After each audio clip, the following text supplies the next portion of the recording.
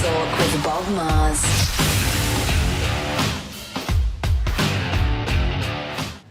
Hello, Sterile Processing Universe, and welcome to another episode of Real Talk with Bob Mars. Today we're going to have a shorter version. We're going to talk about unloading the sterilizer. And if you remember, we've gone through the entire process from the time the instruments left the operating room to where we're at right now. We've already pushed the load in. We just heard the alarm. We're pulling the load out. A couple of things I want to mention about this. When you pull the load out, are you cracking your door? Are you not cracking your door? It's going to depend on your sterilizer manufacturer, but however you do that to aid in cooling your load, just make sure that you're following the manufacturer's written instructions. So now you're ready to pull that load out of your autoclave. You pull it out. Where are you going to put it?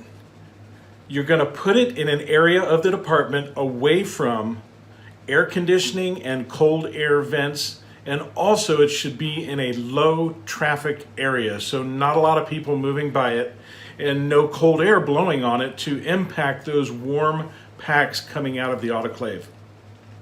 So what temperature are we trying to achieve when we cool these instruments down?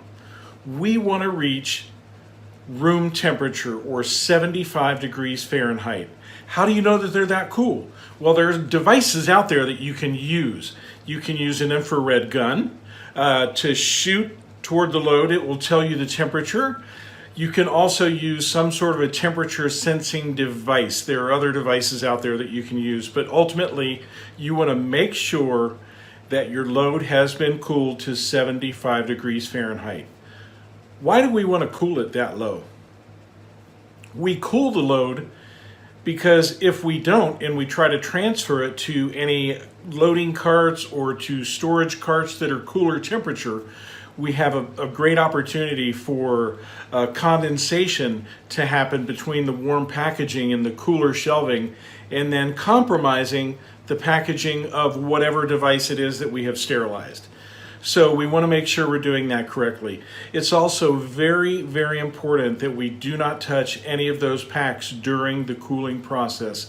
You want to verify the temperature is 75, again, with one of those devices, and then touch the instruments and equipment when they have cooled the way that they should be cooled. So we want to make sure we do that. It's very important to follow all of these rules. If you touch these packaging devices before they've cooled down, your filters can wick moisture from your fingers. Your wrapped items can wick moisture from your fingers, from your skin. Your peel packs can do the same thing. So we want to make sure that everything has been properly cooled and that it's in a place of safety before we remove them from the loading carts and place them onto our carts or shelves, whatever we're doing when we put those away. So in our next episode, I'm going to dig a little bit into storage and talk about that. How do we store these devices? But before we do that, I just wanted to remind you that this is a very, very important part of the process. And it's vital that we're following the manufacturer's written instructions. It's vital that we're letting them cool. It's vital that we're placing them in an area of low traffic with no cold air conditioners, because we don't want that cold air blowing down on them and creating a terrarium type of effect. So really, really vital part. It's a short part, but a vital part of ensuring that our packaging remains safe and that our products remain sterile for our patients. That's all for now. This has been Real Talk, and I'm Bob Mars. Is your central service or sterile processing department prepared for a regulatory survey? If you can't answer with a resounding yes, you should contact Beyond Clean.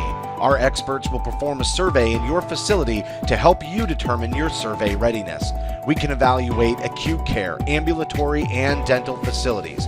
Our team will guide you through the survey process to ensure that you are beyond ready for your next survey. And we can stay with you after the consultation, offering virtual consulting and mentorship programs to maintain the progress you have made and to continue making process improvements. Contact us today to schedule a free 30-minute initial consultation.